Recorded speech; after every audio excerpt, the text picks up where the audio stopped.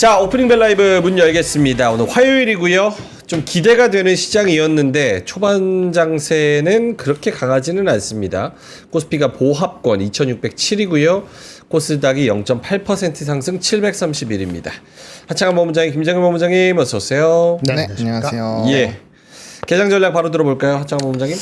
네, 뭐 말씀 주신 것처럼 분위기가 막 완전 좋지는 않은 것 같아요. 이거는 이제 어제에 이어서 조선과 방산이 좀 강하게 차익이 나오면서 반도체가 올라가고는 있지만 그 영향력을 좀 상쇄하고 있다라고 보시면 될 것 같고, 그다음에 어제 뭐 미국의 반도체도 사실 추가적으로 더 올라가나 싶었는데 뭐 거의 우리 대의장에서 있었던 그 수준으로 움직임이 나오더라고요. 그래서 조금의 좀 눈치 보는 흐름은 있을 것 같고, 오늘은 바이오가 핵심이죠. 바이오 쪽이 미국장에서 마이너스로 시작했다가 대거 다 플러스로 끝났고, 네. 또 이제 뭐 플랫폼이나 이런 거에서 지원을 해준다고 했기 때문에 오늘은 바이오 쪽에서의 좀 신나는 흐름이 나오지 않을까, 일단 이렇게 생각하고 있습니다. 그렇다 보니까 코스닥 시장이 훨씬 강하고, 코스닥 네. 시장에서도 지금 지수를 이끌고 있는 거는 알테오젠, 뭐 ABL 바이오, 펩트론 리가캠 이런 애들이 2%에서 3% 이상 오르면서 지수를 좀 이끌고 있고, 반도체는 뭐 삼성전자, 하이닉스 해봤자 0.5, 2.5 이 정도기 때문에 조선하고 방산 하락하는 거 오늘 보면은 이게 조금 더 힘이 좀 모자라는 것 같습니다. 김정일 본부장님, 개장 전략? 네, 그 미국에서 우리 그 EWI가 0.6% 올랐어요. 그 ETF. 그래서 그 정도 오르는 게 맞습니다. 그 이상 올라가면 오버하고요. 제가 봤을 때 뭐 안 오르면 그건 조금 부담 좀 이상한 거고. 그래서 한 0.6% 정도, 0.5% 정도 코스피 기준으로 보시면 되고요. 관심 갖는 거는 두 가지입니다. 애플 서플라이 체인. 다시. 애플 서플라이 체인. 애플의 서플라이 체인. 가장 많은 중국하고의 관세에 있어갖고 피해를 본 게 애플이기 때문에 애플 관련된 예를 들어서 LG 이노텍 어저께도 많이 올랐지만 오늘 추가 오를 것 같은데 그런 거 관심이 있고, 그 다음에 중국장이 어저께 막판에 올랐잖아요. 중국장이 오늘도 오르면은 그거는 의미가 좀 있을 것 같습니다. 그쪽 서플라이 체인이 관련되는 거, 중국 주식, 그 다음에 한국에서는 애플 관련되는 서플라이 체인 요 정도, 이렇게 가장 관심이 있습니다. 오케이.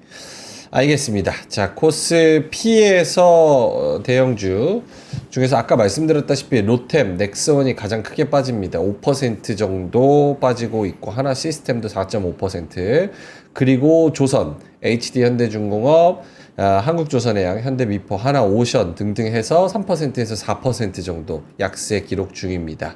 한진칼이 상한가 들어갔고요. 호반건설이 한진칼 지분 18.46%까지 상승을 시켰다는 이야기가 있습니다. 참고해 보시면 좋을 것 같고요. 이외에도 뭐 SK 하이닉스, 한미반도체 여기가 한 2.5% 정도 상승으로 제일 크고, 나머지 종목들은 시장이 그렇게 막 좀 지지부진할 때 갔었던 뭐 코웨이, HMM, LG이노텍 오늘도 상위권에 올라와 있네요. 두산도 마찬가지고요. 2%에서 5% 정도 오르고 있습니다. LG이노텍은 로봇 협력 강화한다라는 얘기가 있었죠. 네, 그렇죠? 눈 쪽. 예. LG, 삼성과 LG, 현대와 LG, 뭐 이렇게 휴머노이드 동맹, 기업형 벤처 투자, 뭐 이런 거 해서 LG 이노텍이 오늘도 조금 오르고 있습니다. 그러니까 오르는 종목들이 시원찮아요, 지금. 시원찮아요. 그래서 지금 코스피 지수는 좀 못 가고 있는 그런 상황인 것 같습니다. 뭐 아까 말씀드렸다시피 코스닥 대형주 중에서는 오늘 로봇이 좋네요. 하이즌 RNM이 5.6, 레인보우 로보틱스가 5.5 요 정도 오르는데요. 이번 주에 로봇주들 실적이 있는 걸로 알고 있습니다. 아마 주 후반부에 저도 있는 걸로 알고 있긴 한데, 예. 조금 이따가 자세하게 저도 확인한 다음에 오케이. 말씀드리겠습니다. 알겠습니다. 그 외에는 이제 보로노이, 요런 제약바이오 종목들, 알테오젠, 펩트론 요런 애들이 상위에 좀 올라와 있고요. 반도체 소부장은 나쁘지 않은 것 같아요. 지금 보니까 뭐 주성 엔지니어링, 흡프스프, 뭐 리노공업 등등 해서 요런 종목들이 나쁘지는 않은 것 같습니다. 한 3%에서 4% 정도. 동진세미캠, 이오테크닉스, 솔브레인 홀딩스 이런 애들 올라와 있는 그런 상황입니다. 화장품이 좀 안 좋네요. 실리콘2가 3.5% 하락하고요. VT가 1.8%, 그리고 뷰티 쪽, 이쪽이 전반적으로 다 안 좋네요. 뷰티 쪽이, 그쵸? 예. 김정일 본부장님도 좀 특징적인 부분 있을까요? 뭐 삼성 하이닉스 이 정도 가는 건 예상했던 정도인 것 같고, 네, 그 거래가 많으면 증권주가 계속 오를 텐데 어떤지 궁금하고, 네, 눈치를 볼 수밖에 없어요. 어저께 나왔던 중에서 30% 관세는 좋은데 나머지 품목 관세라든지 또는 중국이 시장을 개방하는 강도에 대해서는 지켜봐야 되고, 각국의 상호 관세 역시 아직은 지켜봐야 되다 보니까는 낮아진다는 기대치가 조금 뭐 한 90% 정도 이상은 반영이 된 것 같거든요. 선반영. 그래서 눈치를 볼 수밖에 없다라고 보여지고, 네, 그렇습니다. 그래서 낙폭 과대. 아까 낙폭 과대된 거 관세 때문에 그거 정도만 조금 여진이 남은 거, 그러니까 여분이 남은 거 그 정도 반응한다라고 보여드렸고, 아까 그 소부장 얘기하고 그랬는데 사실은 그 AI 반도체나 AI 서플라이 체인에서는 좀 어디서 뭐 잘 먹어봐야 되겠다는 그런 생각들 갖고 있는 사람이 있어서 소프트웨어 갔다가 뭐 하드웨어 갔다가 장비 갔다가 하다못해 유리기판 갔다가 이런 식으로 다시 또 고기 내에서 왔다 갔다 할 가능성이 있어요. 언제까지? 네. 아마 다음 주 컴퓨텍스 타이베이 엔비디아 실적 나올 때까지 2주 동안은 아마 AI 넷에서 돌려면은 거기서도 종목 찾기가 막 선행될 수 있어서 모든 섹터가 다 똑같이 가지는 않을 것 같습니다. 그러다 보니까 조방이 탄력적으로 탄력이 반대말이죠. 밑으로 탄력이 쭈그러든 상태가 좀 더 이어질 가능성이 커 보이긴 합니다. 불가피해 보이네요. 알겠습니다. 오늘은 확실히 로봇이 테마적으로는 제일 좋네요. 유진 로봇이 24% 가고 있고, 시메스도 7% 정도 가고 있고, 로봇만 테마 중에서 뚜렷하게 좀 상승하고 있고, 그 외에는 이제 제약바이오 쪽, 이쪽이 제일 좋아 보입니다. 그쵸? 생물공학 쪽에서도 뭐 ABL 바이오, 펩트론, 알테오젠, 뭐 신라젠, 뭐 이런 애들이 제일 좋아 보이네요. 하창원 본부장님도 눈에 띄는 특징들이 있을까요? 네, 일단은 뭐 저는 사면이라는 종목을 통해서 이게 이제 방산족이 원래 이제 대장주들이 많이 빠지잖아요. 근데 사실 사면도 그 부품 납품하는 쪽에 방산주거든요. 근데 주가 추이 보시면 계속 올라가요. 그래서 확실히 가격 부담이 있는 쪽은 빠지고, 그 다음에 개별적인 모멘텀이 있고 좀 주가 위치가 애매하게 덜 오르는 종목군들은 좀 올라가는 것 같아요. 그래서 순환매가 나오고 있는 것 같고요. 원래 이런 애들 빠지면 저런 애들도 다 빠져야 되는데 네. 그렇지 않은 걸 보면은 뭐 추가적으로 한번 좀 반등이 나올 수도 있지 않을까. 어느 정도 좀 눌림이 나오고 나서는 그게 좀 중요한 것 같고, 그다음에 오늘 지수가 좀 상대적으로 덜 올라가는 듯한 느낌이 드는 거는 삼성전자의 영향이 크다라고 보여져요.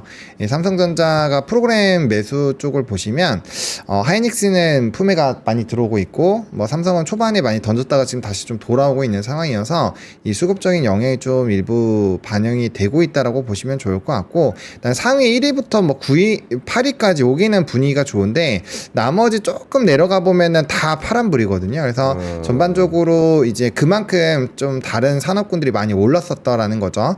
그 순환매의 흐름들을 좀 보셔야 될 것 같아요. 그래서 뭐 기존에 말씀드린 것처럼 결국엔 이제 산업적인 순환매가 도는 것 같고, 반도체는 어제 올랐었기 때문에 오늘 그 수급이 좀 로봇으로 가는 것 같아요. 결국엔 로봇도 반도체 AI 쪽이 발전을 하면서 활용되는 기기 중에 하나잖아요. 네. 그렇게 보면은 결국에는 좀 순환매 관점인 거고, 그럼 전반적인 분위기는 좀 나쁘지 않은 것 같습니다. 그리고 삼성전자가 어쨌든 조금 더 힘을 내줘야 되는데 뭐 그렇지 못한 상황이라면 지수는 좀 제한될 것 같고요.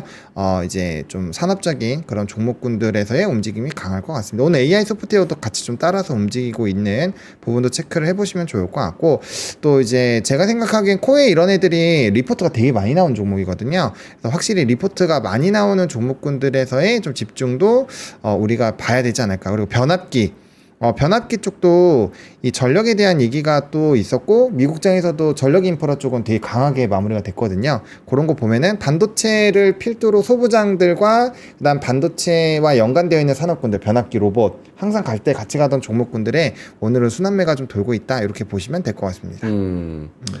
알겠습니다.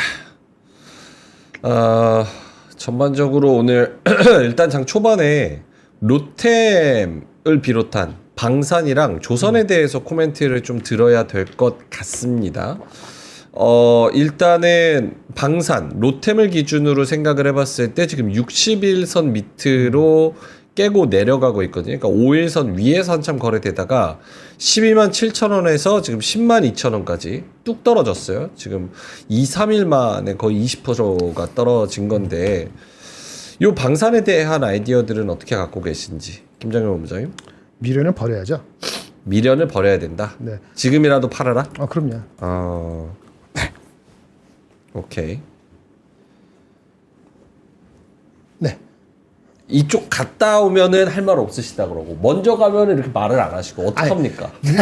리액션이 나올 때 대비해서 아껴놓고 있는 거예요. 제가 뭐 관객이에요 리액션을 하게. 아니 갔다 오면 할 말 없다 그러고 먼저 하면은 말을 안 하시고 어떡합니까? 그 로템은 네. 그러니까 모든 게 저번에 말씀드린 네. 방사는 조선하고 방사는 피올 그룹이 무너지거나 그쵸? 반도체가 올라오면 내려간다고 얘기했잖아요. 네. 그 공통점인 취약점이라고 할 수 있는 리스크를 안고 가는 거였어요. 매번 말씀드렸습니다. 그게 발생했잖아요, 어저께. 어제 발생했을 때 뭐라고 했어요? 단기적으로 지금 그렇게 더 갈 수 있다 그러면은 그 밀어 부르는 게 맞죠. 그 무슨 위로를 듣고 싶으세요? 제가 위로한다고 안 내려갈게 내려갈 게 안 내려가는 것도 아니고 네. 그렇게 말씀을 드린 거고 하지만 뭐든지 과하면 문제가 된다고 말씀드리는 게 반도체도 이미 많은 것을 그 기대치가 됐기 때문에 이거 며칠 더 가면은 또 마무리 될 거예요. 그러면 다시 트레이딩 할 수 있죠. 그래서 이번 주말에 저거 한번 기대하고 있는데 어떤 거요? 폴란드 대통령 선거가 있어요. 이번 주 금요일에 폴란드 아니, 대통령 선거가 있어요. 일요일 날. 근데 지금 아까 로템 말씀드린 갑자기 생각난 거예요. 그 폴란드 뭐 2차 뭐 협약하고 그 2차 그 시프먼트 하는 거 임박했다 하잖아요. 그러면 괜히 또 그런 모멘텀 있으면 그때 또 이렇게 반등을 할까? 뭐 이런 생각을 가져봤어요. 현대로템 같은 경우에 폴란드 관련되는 비즈니스가 임박한 게 있기 때문에. 근데 현대로템 같은 경우는 가장 싸긴 하지만은 전체 대장이 흔들리고 LIG 흔들리면은 이게 밸류가 싸다고 하지만은 계속 올라갈 수는 없잖아요. 근데 이게 기술적으로 보면은 이제 한 61선 건드려지는 게 10만 원 정도니까 계속 빠지지는 않을 겁니다. 그렇지는 않을 건데 추세로 올라가는 건 아까 말한 반도체의 수급이 조금 갔던 게 잠깐 수급으로 들고 이렇게 돼야 될 것 같아요. 그때까지는 기간이 필요해서 미래를 버리는 것이 막판에 들어가는 사람들이 만약에 자기 손절매가 7%였다 예를 들어서 마이너스 7%. 근데 왔다. 그러면 반 정도 줄여놓고 딴 데 가야 하는 게 맞지. 어제 그렇게 쓰는 게 맞고요. 오늘 아침에도 빨리 움직이는 게 맞고. 근데 오늘 오전 지나면서는 이제 의미가 없죠. 이제 그 단기 낙폭 과대 비슷하게 또 아까 말한 폴란드 이슈도 갑자기 올라가면 그때 팔아도 되잖아요. 근데 그때 팔아도 될 기회가 올지 안 올지 내가 알 수가 없으니까 그렇게 말씀을 드리는 건데 미련이라는 게 이제 저번에 12만 7천 원을 붙들었는데 12만 7천 원 빨리 와요. 이렇게 묻는다면 그건 네. 아니오시다라고 대답을 할 수밖에 없어요. 관세 협상이 뭐 단기적이지만 타결이 됐다는 부분에서 관세 무풍지대라고 일컬어졌던 방산이 크게 지금 며칠 동안 2, 3일 동안 하락을 이틀이죠 정확히는 이틀이죠. 네 하락을 하고 있고 거기에다가 이제 휴전 얘기가 계속해서 나오면서 휴전. 더 큰 하락폭을 그려가고 있는 상황. 김정일 본부장님은 일단은 팔자 쪽으로 말씀을 주셨고 본호님의 의견이 좀 다를 것 같은데. 저는 뭐 아직 그 화면 보여주시면요. 네. 이게 추세가 끝났다라고 보기는 매우 어렵습니다. 왜냐면은 하나 에어로스페이스 보시면 이게 이격이 벌어져 있어서 이격 조정에 대한 뭐 기간 조정이나 가격 조정은 충분히 나올 수 있다라고 말씀을 드려오긴 했습니다만 보시면 추세가 전혀 꺾이진 않았어요. 이게 너무 평균값 대비 과하게 올랐기 때문에 거기에서의 지금 좀 되돌림이 나오는 것 뿐이지, 물론 이제 현대 로템은 투자 경고라는 또 이벤트가 있다 보니 다른 종목보다는 수급이 좀 더 나와서 깨지 않던 이제 물론 요번 주가 아직 마무리되진 않았습니다만 만약에 주봉상 깬다면 이런 종목군들은 뭐 선제적인 대응이 필요할 수는 있겠습니다만, 뭐 LIG 넥슨 같은 경우도 아직 5주선 안 깨졌죠. 그 다음에 이제 하나에어로스페이스도 여기 이제 지지 나왔었던 10주선이 안 깨졌거든요. 그래서 추세상으로 놓고 보면은 이게 확실히 깨졌다라고 보기는 어려워요. 대신에 그거는 맞죠. 약간은 상대적인 선호도가 떨어진 상황도 맞고 추가적으로 모멘텀이 안 나오면은 주가가 밀릴 수는 있습니다. 그래서 왜냐면 월봉상 이격을 조정을 하는 거는 폭이 꽤 커요. 왜냐면 이런 종목군들 이거 봉 작아 보이지만 이거 15%짜리 마이너스 15%짜리 봉이거든요. 그러면 이거 올라간 거 거의 다 되돌림이 나와야 되는데 이 봉 자체가 25%가 올랐잖아요. 그러니까 조정이 나오면 20%짜리는 얻어 맞을 수도 있다라는 각오를 해야 돼요. 그 조정을 보려면. 그러니까 이제 그런 식으로 추세 매매를 하시는 것이 아니라면은 단기 대응을 하는 게 옳은 선택일 수 있죠. 그래서 본인의 관점이 만약에 이 종목을 막 100만 원, 막 120만 원 이렇게 본다. 산업을 막 1년, 2년 이렇게 볼 거다 하면은 사실 뭐 대응이 크게 필요하지 않을 수 있지만 또 단기적으로 들어가신 분들도 있잖아요. 그런 분들은 상대적인 매력도가 좀 떨어질 수 있는 상황이기 때문에 거기에 따른 뭐 소외나 뭐 기간 조정 정도는 한번 생각을 해보셔야 되지 않을까. 뭐 이렇게 정리 드리면 될 것 같습니다. 관점에 따라 다르지만 어쨌든 단기적으로 충격을 받을 수 있는 가능성에 대해서는 대비를 해야 된다. 네, 그렇죠. 이게 그러니까 비중도 중요한 것 같아요. 관점도 관점이지만 관점은 그렇게 저렇게 하더라도 내 비중이 막판에 들어가서 얼마든 들어간지 모르지만 11만 원, 12만 원 현대로템 같은 경우에 들어가는데 비중을 한 20% 실었어. 예를 그렇죠. 들어서. 그러면 위험. 그거는 위험하거든요. 그러면 이제 반 정도는 헤어컷이란 말도 여러 가지를 이렇게 돌려서 얘기하는데 막판 들어가기 너무 많이 들어간 것 같아. 모멘텀이 바뀌었어. 네. 그러면 인더스트리 자체가 바뀌었다고 제가 얘기하는 게 아니거든요.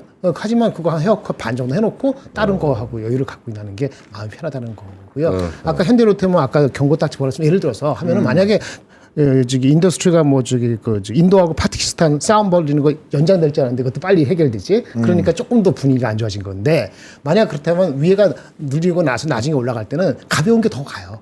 가벼운 게 더 가는 중 중에서는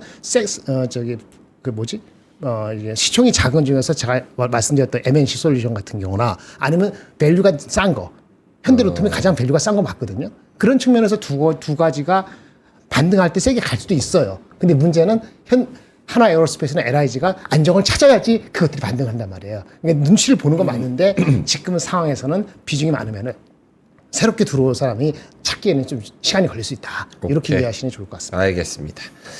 올라가는 쪽 얘기를 좀 해볼까요? 제약바이오. 오늘 SK바이오팜도 올라와 있고요. 셀트리온, SK바이오사이언스, 한미약품, 삼성바이오로직스 시가총액 상위주 중에서 그러니까 대형주 중에서 오르는 거 보면은 바이오가 한 30%를 차지하고 있습니다. 코스닥 시장도 아까 뭐 말씀을 드렸죠. 오늘 지수를 견인하는 거는 지금 대부분 로봇과 바이오 이쪽이 가져가고 있는 그런 상황입니다. 바이오에 대해서도 코멘트를 좀 해 주신다면 참고로 이제 지난주에 저희가 이야기를 했을 때 다음에 만약에 조방변이 무너지면 다음에 갈 건 뭐가 될까? 이 질문을 한번 드려봤었는데 하창원 본부장님 바이오 네. 말씀을 하셨었고 아직 기대감은 좀 남아있는 상태입니다. 그래서 지금 요런 상황 뭐 나중에 올라가고 나서 잡으면은 또 한참 늦으니까 그렇죠. 어떻게 생각하는지. 일단은 뭐 약간 의약품 관련된 부분에서 이슈가 있었는데 뭐 그거는 우리나라보다는 유럽 쪽에 대한 타격이 좀 클 것 같아요. 그리고 우리나라는 좀 억울하게 떨어진 부분이 있고 관세에서의 좀 벗어난다라는 관점으로 보면 물론 이제 CDMO 업체들은 이나 바이오시밀러는 좀 힘들 수가 있어요. 왜냐면 기본적으로 오리지널 신약 자체의 가격이 떨어지게 되면 네. 바이오시밀러는 가격이 사실 저렴하다라는 부분에서 매력도가 있다라는 건데 그 부분에 대한 괴리도가 주니까 상대적으로 바이오시밀러는 일부 타격을 받을 수 있지만 기술 수출과 연관되어 있는 쪽들은 사실 저는 전혀 상관이 없다고 보여지거든요. 그래서 알테오젠, 리가켄바이오, 뭐 ABL 바이오 이런 종목군들은 뭐 저는 계속적으로 좀 보셔도 괜찮지 않을까라고 보고 있고요. 근데 기술적으로는 ABL 바이오가 조금 가파르게 떨어지고는 있어서 그런 부분에서 본다라고 한다면 이제 고가권에서 한번 돌파 시도했다가 다시 좀 눌려있는 알테오젠 이런 종목군들이 훨씬 더 좀 유리하지 않을까라고 보고 있고 또 알테오젠은 한 달 이내에 그 HLT-4고 관련된 부분에서 뭔가 좀 결과값이 나올 수 있다라는 애널리스트 코멘트도 있긴 했었거든요. 그런 부분이 플러스 알파로 조금 영향을 줬다라고 이해를 해보시면 좋을 것 같습니다. 오케이.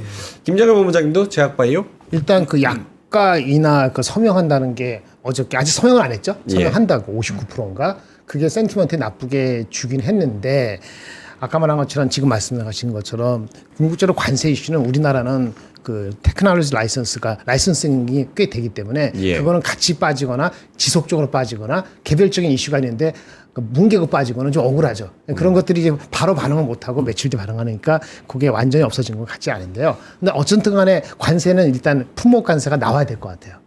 전반적으로. 품목 관세가 지난주에 얘기했을 때 이번 주 내에 나온다 했거든요.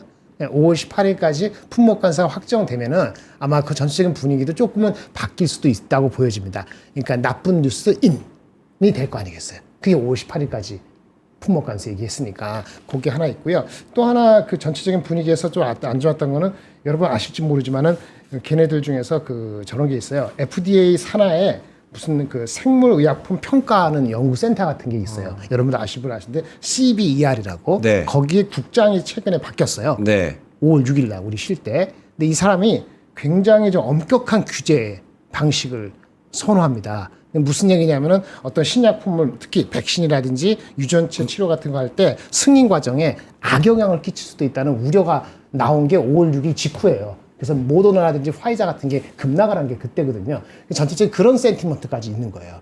그래서 전체적으로 그런저런 센티먼트가 우리나라의 모든 종목에 연결되는 것도 아님에도 불구하고 같이 연결을 받았기 때문에 시간적으로 좀 시간이 필요해요.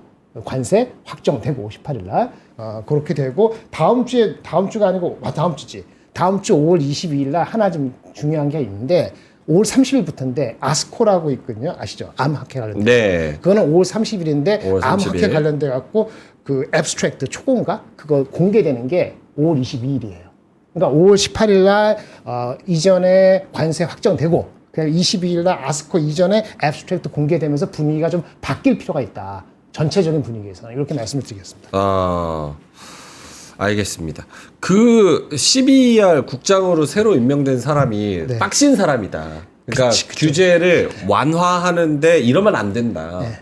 원래 시약을 허용하는 데 있어서도 보조 지표로 여러 개가 합치면 그렇죠. 이것도 그냥 승인을 원래 해줬는데 그거 안 된다라고 빡세게 하는 사람이잖아요. 네, 그렇죠. 그게 우리나라 제약바이오 업계랑은 무슨 상관이 있는 거예요? 그렇게 빡세게 하면 모든 게 관련되는 회사들이 뭐 이렇게 라이선싱하거나 뭐 이렇게 하고 뭐 할 때 다 영향을 받죠. 다 간접적으로. 하다못해 뭐 우리 저기 관세 같은 경우도 삼성 바이오로지스가 영향을 받을 게 사실은 별로 없거든요. 왠지 아세요? 관세를 매기더라도 제약 의약품에 그에서 삼성 바이오로지스 공급하는 이 서브스턴스 원료 의약품이잖아요. 요거는 차지하는 비중이 5% 7%밖에 안 돼요. 그러니까 빅파마들이 자기네들이 그 관세 정도는 떠안을 수 있어요. 그런데 불구하고 우리 아까 센티먼트 때문에 삼성 바이오로지스 뭉개지잖아요. 근데 이것도 시간 지나고 그러면 그거 별거 아닐 수도 있거든요. 근데 시간이 필요해요. 그래서 확정이 되는 게 필요하다. 저는 5월 18일 전후, 5월 20일 전후 해서 분위기가 바뀌는 걸 확인할 필요가 있다. 이렇게 보여지는데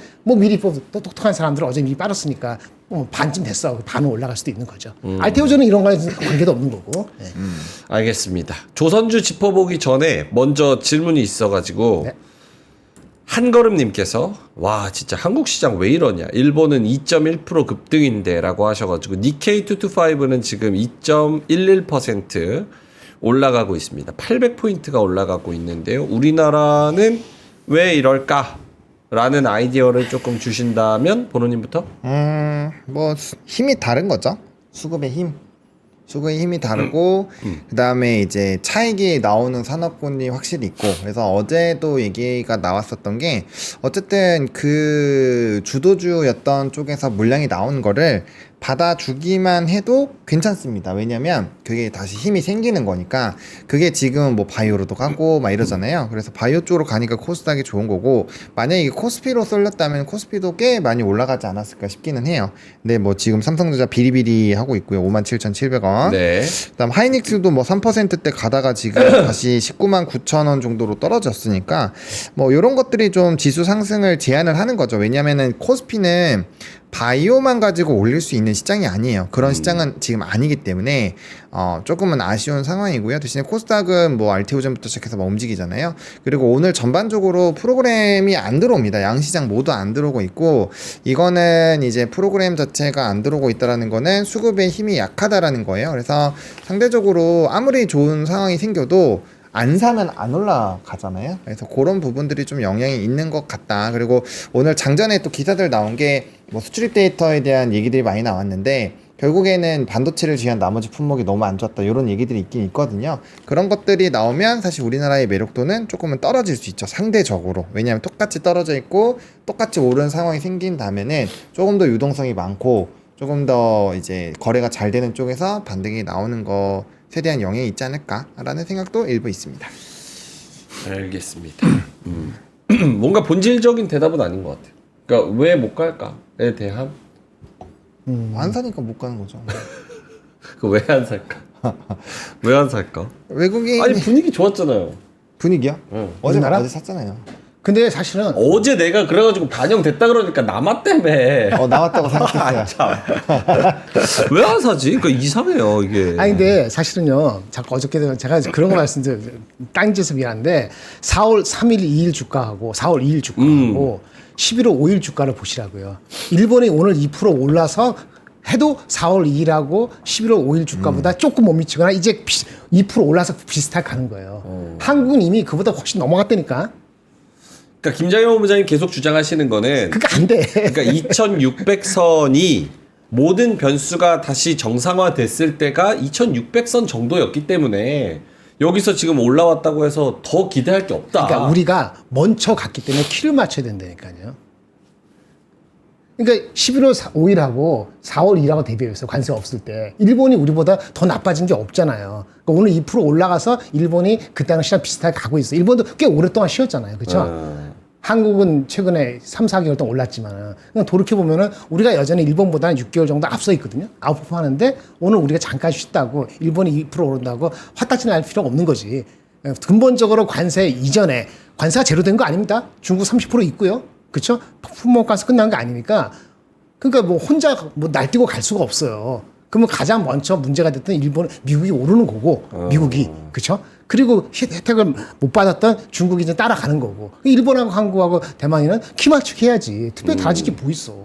근데 우리는 조선 방산이 이 실현이 조금 많이 나오다 보니까 오늘 같은 날 그래도 한 0.5% 정도 아직 못 올라요. 한 0.56%는 올라야지 그래도 어저께 올라도 되는 건데 그게 이제 받아주지 못하니까. 오케이. 그럼 그러면 질문을 조금 바꿔볼게요. 두 분한테.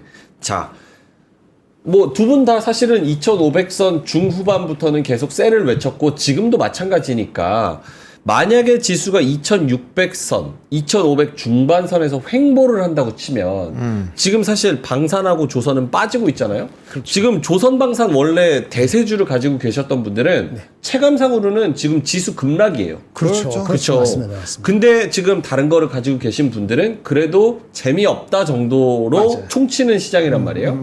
그러면 횡보한다는 가정을 한다고 치면 조선 방산 변압기를 지금 가지고 계시는 분들, 대세주를 가지고 계셨던 분들은 지금이라도 갈아타기, 순환매의 갈아타기를 해야 되는 아주 중요한 분기점이라고 생각을 해야 될까요? 본호님?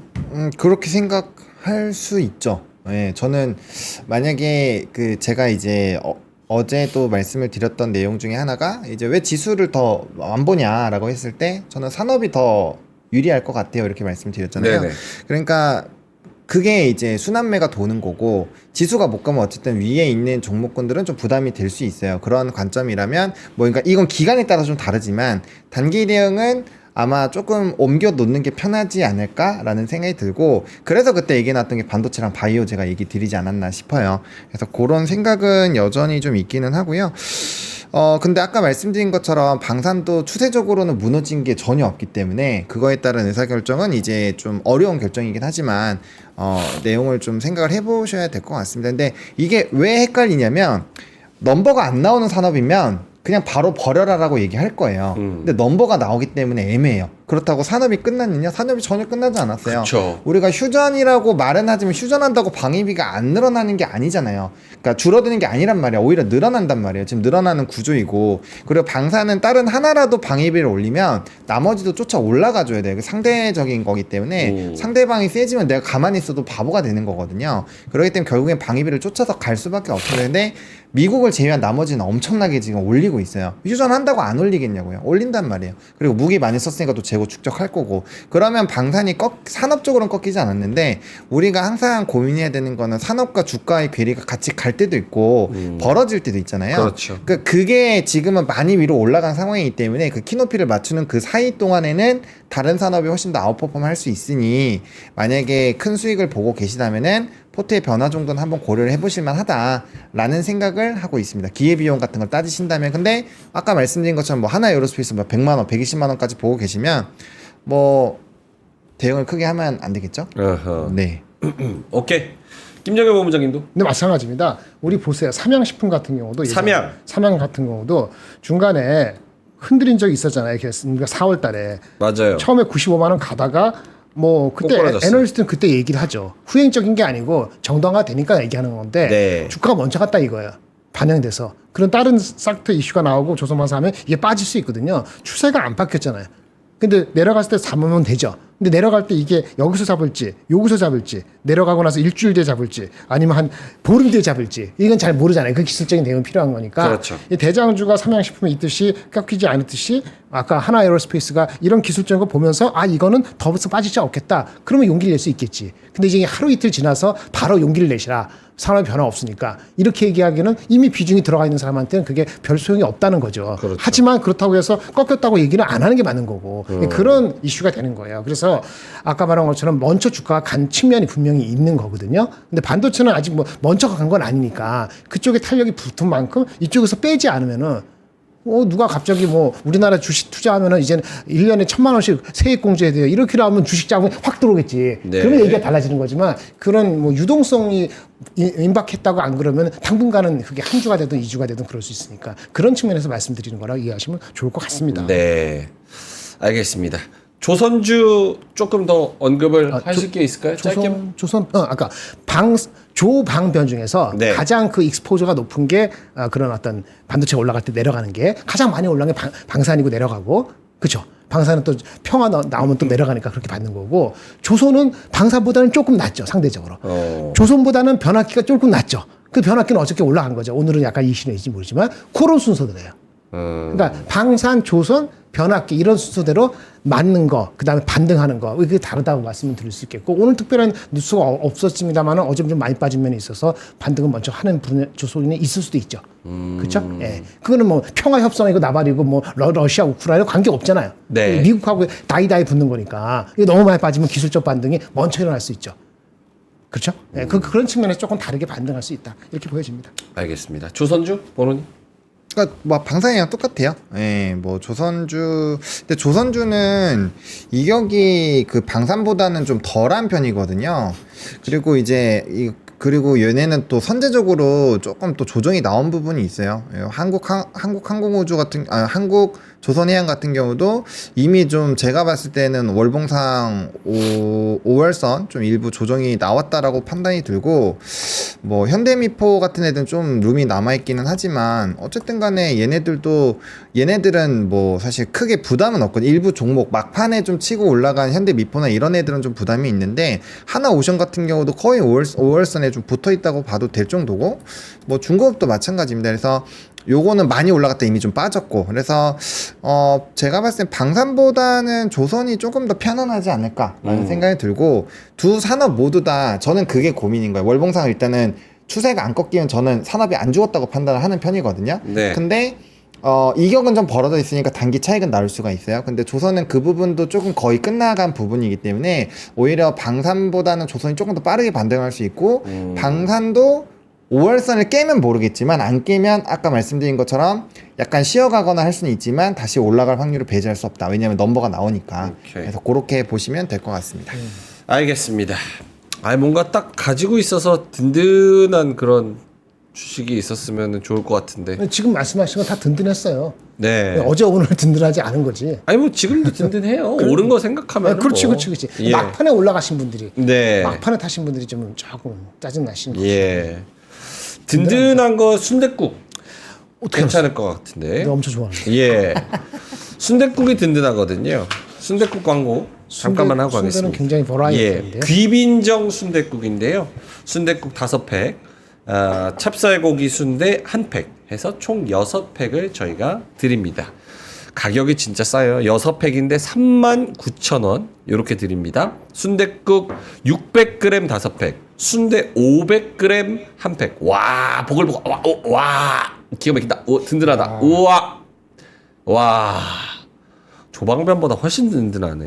순댓국 맛, 진한 맛, 얼큰한 맛, 26년 전통의 깊고 진한 국물 맛, 귀빈정 순댓국, 100% 두 분 드세요. 드세요? 100% 국내산 사골, 햇섭 인증 제품이고요. 그리고 최근 제조한 신선한 상품 유통기한 12개월, 감자와 야채만 넣으면 감자탕도 가능하다고 합니다. 네. 와. 뜨겁나요? 아우 뜨거워. 뜨거워요? 오 이거 순대가 엄청 커요. 엄청 크죠. 그건 뭐야? 새우나 아, 이 순대가- 새우 젓갈이나 아니면 김치 있으면 더 좋을 텐데. 그게 있으면 딱 근데. 새우 파. 젓갈. 소주. 아, 그건 말할 것도 없고. 새우, 파, 김치, 소주. 네.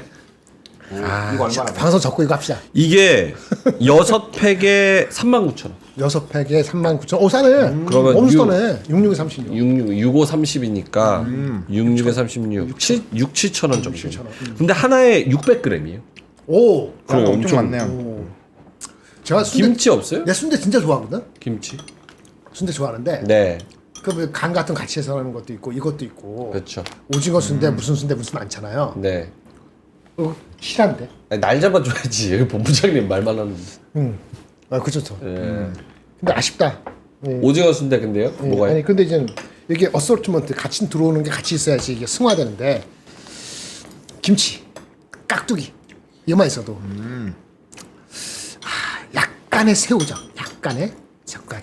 새우젓이 좀 아깝긴 하네. 그치. 뜨거워. 그런 게좀 좋은데. 엄청 뜨뜻하고 그다음에 저는 개인적으로 이거 편육 쪽 좀 들어가 있는 것 같은데 저는 보쌈 좋아해가지고 보쌈 하나 삶아가지고 같이 넣어 먹어도 너무 맛있을 것 같아요. 보쌈 같이 먹잖아요. 순대 찍는 게 쌈장에 찍는 게 있고 어디는 간장에 찍는 게 있고 어디는 소금에 찍어요. 지역마다 다른 거 아세요? 그 저쪽에 그 경남 쪽은 아마 저기 쌈장이고 그다음에 소금을 찍는 데도 있고 간장을 찍는 데도 있어요. 네, 그래서 이게 순대가 진짜 맛이 다른데 저는 쌈장. 쌈장, 예, 그 오른쪽 밑에네. 전 새우젓. 그치, 그 다르지. 그리고 또 이게 그 뭐든 순대가 여러 군데 아바비 무슨 순대지?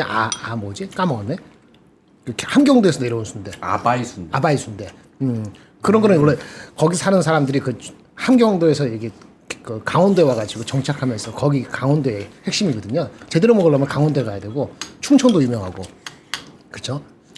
여러 그 편육 같은 것도 있지만 간도 괜찮고 순대만 가지고 나 일주일 먹을 수 있어. 근데 순대컬 괜찮은 것 같아요. 괜찮아. 자, 솔직히 말씀드립니다. 난 진짜 광고주가 별로 안 좋아하겠다. 난 좋은데. 너무 솔직하게. 뭐 틈잡을 거 없는데. 일단은 순대는 순대랑 국물 100점 만점에 100점. 너무 진하고 비린내 안 나고 너무 실하고 맛있어요. 근데 요리 70점. 아 너무 싱겁다. 아, 싱거워? 네. 진한데 간이 안 됐어. 아니 그러니까 이게 부추랑 새우젓 좀 넣어서 먹고 그 다음에 그치. 깍두기 같은 거 그치, 그럼 다 한 입씩 달라지지. 먹으면서 먹으면 좋은데 우린 뭐 고기도 소금 없이 먹고 그러는데 그 너무 진짜 맛있긴 그 하다. 따지면 거. 근데 싱겁다 그랬잖아요. 나는 적당해. 제가 좀 싱겁게 먹어서 그런지 저는 적당한데 아까 지금 말씀하신 것처럼 몇 가지 들어가면은 그 저기 그거는 올라갈 것 같아요. 적당하게. 이거는 90점. 삐지님이 소주가 빠져서 싱거운 거야. 맞아. 소주가 땡기는 거 아니지? 아 미안 죄송합니다. 갑자기 땡겨서 내가 좋아하는 게 알겠습니다. 나와서. 자, 순댓국 진짜 맛있습니다. 고정 댓글에 링크 달아드렸고요.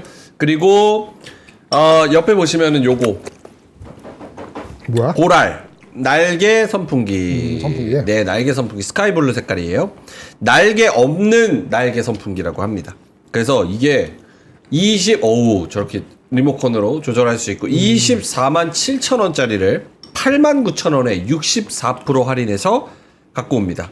선풍기 본품 리모컨 이렇게 드리고요. 세련된 스카이블루 컬러 탈부착 간편한 세척 구조 리모컨으로 편하게 조작 가능입니다. 자, 그래서 시원하겠다. 여러분 에어컨 틀지 마세요. 지금 한국전력 떨어지는 거 보이시죠? 한국전력 6.5% 떨어집니다. 에어컨 틀어야겠습니까? 예, 에어컨 틀지 마시고요. 요거 선풍기 에어컨 틀면 감기만 걸리고 냉방병 걸리고 전기세 많이 나와. 뭐가 좋다고 에어컨 틀는지 모르겠어요. 선풍기 옛날엔 부채로 했어요. 다 옛날에 60년대만 해도 부채만 있어도 그것도 어마어마했거든요. 다 먹었어. 아, 대단하십니다. 예. 예. 아무것도 없어. 지금은 선풍기 하고 있잖아요. 왜 순댓국 광고할 때는 딴 얘기 하시다가 아니 선풍기 광고하니까 순대 얘기를 이거 하세요. 다 먹으니까 열이 나서 이거 식혀야 돼. 식혀야 돼요. 뭐로 식혀야 돼? 이거 일로 와야 자, 돼. 이렇게. 더워. 자, 이렇게 돌려드리겠습니다. 에어컨 갖고 안 돼. 자, 알겠습니다. 시원하네. 자, 그래서 선풍기 가져가 보시면 좋을 것 잘 같습니다. 먹었습니다. 예. 아이고 감사합니다. 아, 순댓국은 여러분 한번 되게 맛있어. 4만 원이면은 이거 아이 공짜다. 유통기한 12개월이니까 싸잖아요. 500g, 600g씩 주는데 이거 맛있네. 600g씩 6팩 39,000원이면 어마어마한 거죠. 100g에 1,000원인데. 내가 같이 음식 여기서 먹은 것 중에서 네. 고기도 좋아하는데 이게 제일 맛있었어. 이거 근데 진하고 맛있죠. 맛있어. 아, 새우젓이 아쉬워. 나 이렇게 맛있는 거 먹으면 진짜 맛있게 먹고 싶은데. 소주 이거 아쉬워. 한 잔 반. 이렇게 되면서도 세 잔 마시면 취하니까 방송 안 되고 한 잔이 있으면. 선풍기보다는 깍두기 간 걸 같이 써야 돼. 그렇지. 그랬으면 그냥 한 방에 이게 그냥 보완제. 예. 대체 보완제. MD님이 욕하겠다. 니나가 해라 이러면서. 맛있다. 자, 그러면은 진짜 맛있어. 이제 그래서 자기. 자료를 좀 볼게요. 시장 다시 한번 본다면 아까랑 색깔 바뀐 게 없는데 코스피 보합권 2,606. 그래도 외국인은 코스닥은 사는데. 네, 코스닥은 0.9, 731. 외국인은 코스피에 600억 매수 들어오고 있는데 크게 사지? 의미 있는 숫자는 아닌 것 같습니다. 예. 오케이, 두 분의 자료 볼게요. 좋다. 김정일 본부장님부터. 우리 일정은 하실 거죠? 하셔도 돼요. 일정 하셔도 돼요. 네. 그래요? 네. 일정 중에서 제가 요 두 가지만 말씀드릴게요. 아까 말씀드렸던 겁니다. 정리. 일단 네. 다시 정리. 예. 이번 주가 아니고 다음 주 넘어가는데 미리 주가를 미리 반영하니까. 컴퓨텍스 타이베이 젠슨한 기조연설. 컴퓨텍스는 20일부터 화요일부터 수요일까지 목요일까지입니다. 화수목. 월요일에 발표돼. 월요일에 무슨 기조연설하는 거 중요하고.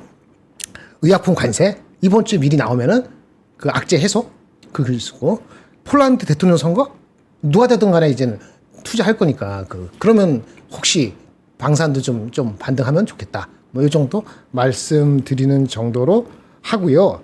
그 반도체가에서는 요거 하나만 말씀드릴게요.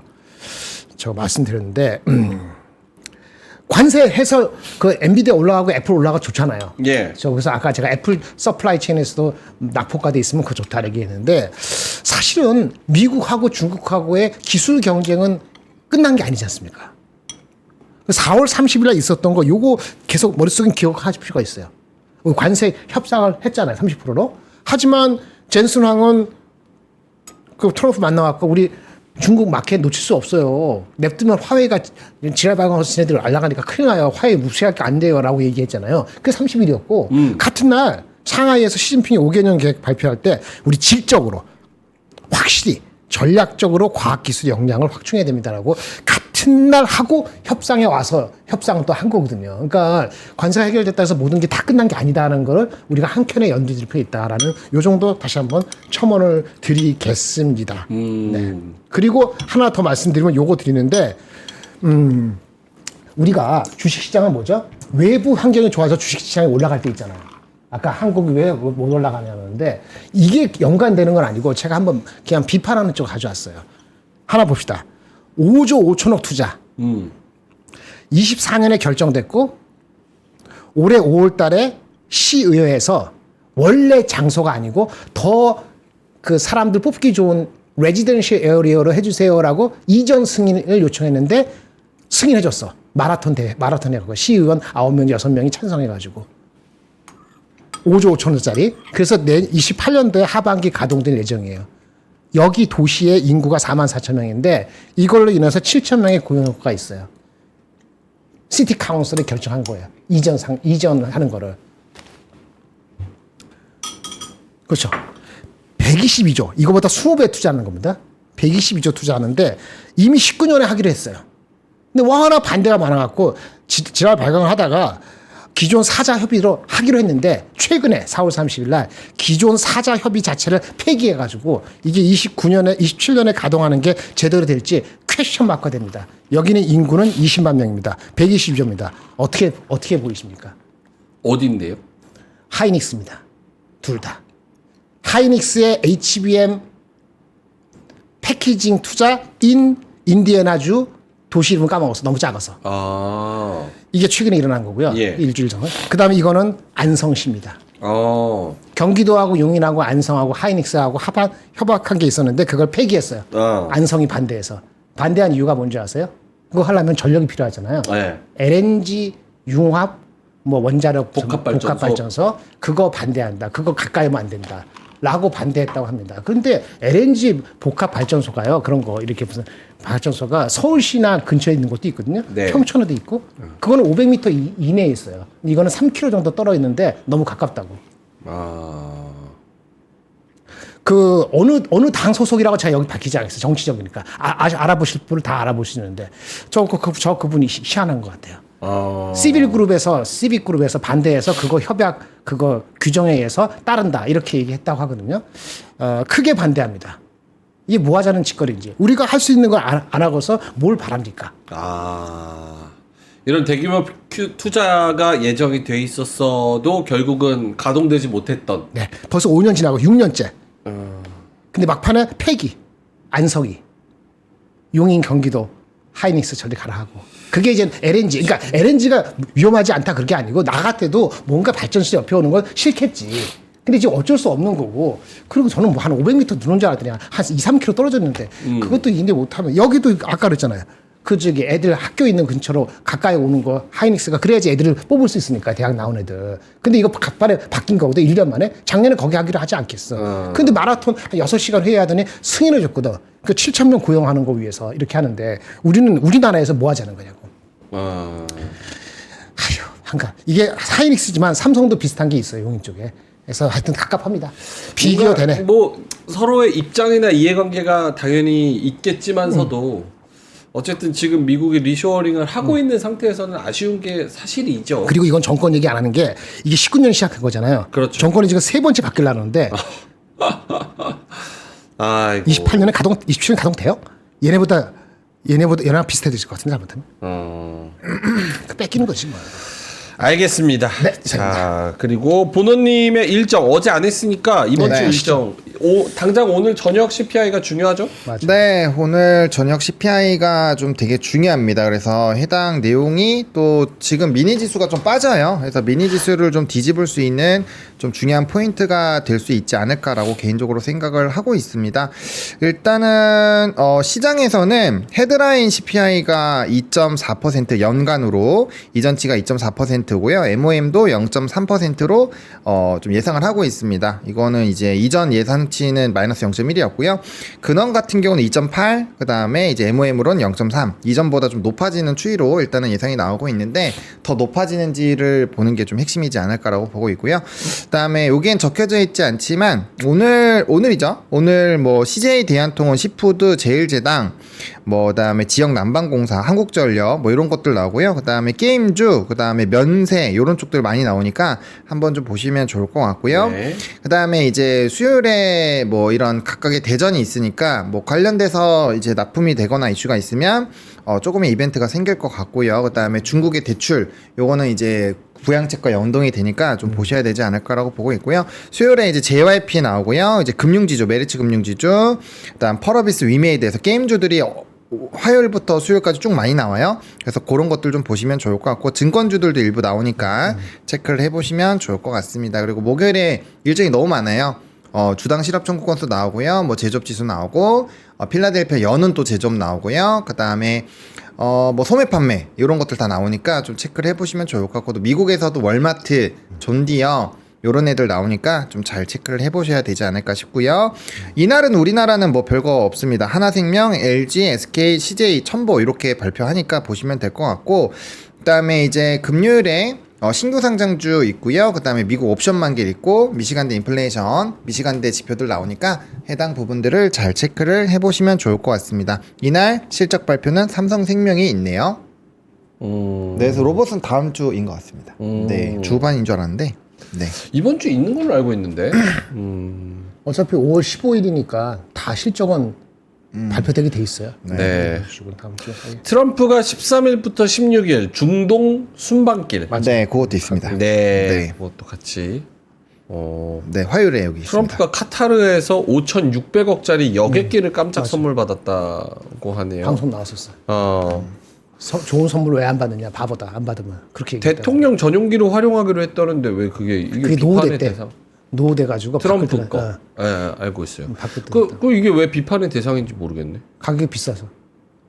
이거 대통령 전용기로 받는 건데 이게 왜 비판의 대상이에요? 그러니까 나도 모르겠는데. 알겠습니다. 네. 알겠습니다. 자, 그러면 9시 50분 지나가고 있는데요. 지금 상황에서는 이 투자를 어떻게 해야 됩니까? 조금 본질적으로. 그러니까 좀 큰 틀에서 좀 말씀을 해주시면 좋을 것 같아요. 특히나 저 같은 경우는 지금 신영증권 샀다가 지금 물려가지고 빠지는 거야? 아 왜 나만 돌파 매매 하려고 그러면 왜 빠지는 거야? 진짜 희한하다. 저는 진짜. 그래서 이런 매매 별로 안 좋아해요. 근데 단타는 이렇게 이슈몰이 해야 되니까. 이격이 많이 벌어져 있었잖아요. 이격이 벌어져서 그래. 이격은 2주 전부터 벌어져 있었지. 왜 내가 들어가는 날 그러냐고. 더 벌어져도 되잖아요, 솔직히. 맞잖아. 아니 그건 그래요. 그러니까. 그건 그래. 더 벌어져도 되지. 근데 말이에요. 반도체가 버티고요. 예. 올라갈 때 조방변이 충격이 하루 만에 가신다고 가정을 하면은 예. 그러면 거래가 늘거든요. 네. 그러면 이제 저기 증권이 여태까지 올라간 거 뭐 이런 거 이슈 말고 근본적으로 거래량이 된다는 거 하면은 한 번 더 이격이 벌어져 더 가지. 근데 그 찰나가 오늘 결정되는 거기 때문에 근데 오늘 그 조방변이 내려가거나 그러면은 예. 바로 또 가기에는 힘이 좀 벅차죠. 예. 이게 벌어진 거에 대한 생각을 오늘은 할 수밖에 없는 거죠. 어제까지 안 하다가도 알겠습니다. 그 타이밍에 하셔서 그래요. 알겠습니다. 어쨌든 질문으로 다시 돌아가서. 돌아가서. 지금 상황에서 2606 관세는 90일 동안 유예됐고 뭐 휴전은 한다 그러고 네. 지수는 여기까지 올라와 있고 조방은 떨어지고 뭐 반도체는 좀 지지부진하고 외국인은 안 돌아오고 있고 환율은 1,400원대 위로 다시 올라왔고 현재 상황에서의 전반적인 뭐 조언이나 네. 느낌이나 이런 거를 말씀을 해주신다면 본원님부터? 저는 의사결정을 해야 될 것 같아요. 아까 이제 차트적인 부분을 조금 말씀드리긴 했는데, 뭐, 눌리는 거를 매수를 한다거나, 아니면은, 뭐, 나는 이제 이쪽은 좀 너무 많이 올랐다고 생각한다, 라고 하면은 철저하게 좀 덜 오른 쪽으로, 옮겨서 진행을 하는 것도 있고요. 그건 이제 중장기 포트를 짤 때 그렇게 하시면 될 것 같고, 그게 아니라고 한다면 이제 지수가 좀 제한이 되어 있다라고 생각을 하시면, 좀 단기적인 이슈 체크들을 좀 하셔가지고 거기에 따른 산업 매매를 하는 수밖에 없을 것 같아요. 그래서 요거는 이제 뭐 약간 예상을 하고 예측을 하기보다는 네. 이슈가 나오면 그걸 보고 이제 이게 조금 연속성이 있을까라는 생각을 해보고 오늘처럼 막 로봇 같은 경우는 다 수급이 돌면은 그럴 때 이제 잠깐 발을 담갔다가 빼도 괜찮을 것 같고요. 그런 식으로 뭐 짧은 좀 매매를 하셔야 되는데 그런 것들을 또 싫어하시는 분들은 이게 매매 횟수가 많아지면 어쨌든 발목 잡힐 확률이 높아지거든요. 그래서 그런 상황이라면 좀 관망을 해보시는 것도 좋을 것 같습니다. 그래서 저는 개인적으로 전자 쪽 좀 눌려 단기적으로 많이 가던 게 눌렸을 때 매수를 한다거나 혹은 많이 눌려 있다가 이제 계속 사람들이 욕하고 좀 어쨌든 시가총액에서 좀 돌아설 수 있는 그런 쪽을 하시거나 예. 뭐 그 두 개 중에 하나를 그냥 선택하시는 게 맞지 않을까 생각합니다. 네. 알겠습니다. 김정일 본부장님은요? 지금은요 어느 한쪽 섹터에 몰빵하는 거 아주 안 좋은 것 같아요. 아. 고루고루. 그러니까 반도체가 좀 올라왔다고 해서 계속 논스톱으로 가기에는 아까 말씀드렸지만 근본적인 게 바뀐 건 별로 없어요. AI 서플라이 체인에서 투자 계속하고 있고 중국이 계속 경쟁을 하고 있고 좋은 점 나쁜 점이 혼재돼 있거든요. 그러니까 주가가 빠져서 올라오고 있는 과정에 약간 여유가 있다는 것뿐이지 뭐 반도체가 혼자 가는 거 저는 그렇게까지 아주 낙관하진 않아요. 그러면 아까 뭐 저기 조선이나 방산 여러 가지 있는데 방산이 이격이 벌어진 거니까 조선하고 변압기 같은 경우는 아직도 유효하다 봐요. 빠지면 조선하고 변압기는 반도체보다 제가 봤을 때는 그렇게 뒤지지 않는다 봐요. 근데 그렇다고 해갖고 그러면 예를 들어서 엔터테인먼트가 뭉개지느냐? 저도 그렇게 안 봐요. 엔터테인먼트 같은 경우도 물론 하이브나 이런 것들이 밸류에이션 높으면은 약간 싼 거 정도에서 하면 되는 거고 그렇게 접근하실 수 있기 때문에 그러니까 고루고루 그러니까 밸런스 있게 가져갈 필요가 있다는 거고 전체적으로 너무 빠르게 우리나라 혼자 갈 수 있다고 자꾸 애국심 발휘하지 마세요. 그런 생각하면은 외국인들이 우리 안 살려줘. 아까 말했지만 우리가 스스로 할 수 있는 거 땀을 흘려가지고 올라가면서 올라가는 거니까 제가 봤을 때는 외국이 갑자기 2% 3% 올라가지 않을 때 우리 혼자 여기서 2% 3% 올라가기는 쉽지 않다. 그러니까 골고루 갖고 있어서 빠지면 사고 빠지면 이렇게 작용할 수밖에 없다. 이렇게 봅니다. 알겠습니다. 이게 진짜 얼마나 어렵냐면 조방에 대해서 지금 아침 동안 한참 떠들었는데 말아 올리고 있어요. 그러니까 그래서 지금 저 조방이 하락률의 큰 종목들에 지금 빠졌습니다. LIG 넥스원만 1% 마이너스고 나머지 애들은 지금 다 플러스로 전환한 애들이 많아요. HD, 현대, 미포부터 시작해가지고 저기 그러네. 뭐냐, 예, 저기 위에도 그렇고 우리 하나 시스템도. 참 그러니까 처음에는 마이너스 뭐 3, 4% 넘게 가다가 말아 올리니까 로템도 마찬가지고 예, 참 어렵다는 생각이 듭니다. 예. 자, 이제 슬슬 가야 되는데요. 근데 오늘 이거 하라는데 그 렉처 콘서트. 네, 렉처 콘서트 부탁이 와가지고 lek처 콘서트를 해야 될 것 같은데 맞죠? 예. 최준영 교수님, 임형록 교수님이죠. 최준영 박사님, 임영록 교수님, 차인표 작가님. 어디서도 볼 수 없는 스페셜 라인업으로 2025년 하반기 그리고 삶의 후반전을 설계하는 아주 특별한 하루를 선사할 예정입니다. 깊이 있는 강연과 감동적인 공연이 함께하는 렉처 콘서트, 여기에다가 클래식 플러스 파페라 공연까지 누릴 수 있다고 하니까 절대 놓칠 수가 없겠죠. 특히 5월 21일 다음 주 수요일이 지나면 얼리버드 최대 62% 할인이 종료되니까 꼭 지금 수강 신청하세요. 요 렉처 콘서트는 6월 14일 토요일이고요. 오후 1시 20분부터 오후 6시까지 세종대학교 대양홀에서 한다고 합니다. 얼리버드 티켓 가격은 59,000원. 파페라 공연에 클래식 공연까지 있다고 하니까 진짜 혜자죠. 59,000원. 네, 요거를 잘 참고해 보시면 좋을 것 같습니다. 저희가 더보기란에도 있고요. 고정 댓글에 링크도 또 달아드리도록 하겠습니다. 자, 초록체크님께서 아까 코스피 오후에 1% 넘게 오릅니다. 걱정들 마슈 하셨던 만큼 어제 비슷한 그림을 기대해 보면서 이따 3시 20분에 뵙도록 하겠습니다. 멀티님이 점심 안 드신다고 하는데 점심 굶지 마시고요. 여러분들 다 맛있는 거 드시고 건강 챙기신 다음에 수익을 많이 내보시고 3시 20분에 다시 뵙도록 하겠습니다. 자, 그러면 이따 클로징 벨에서 뵙겠습니다. 고맙습니다. 감사합니다.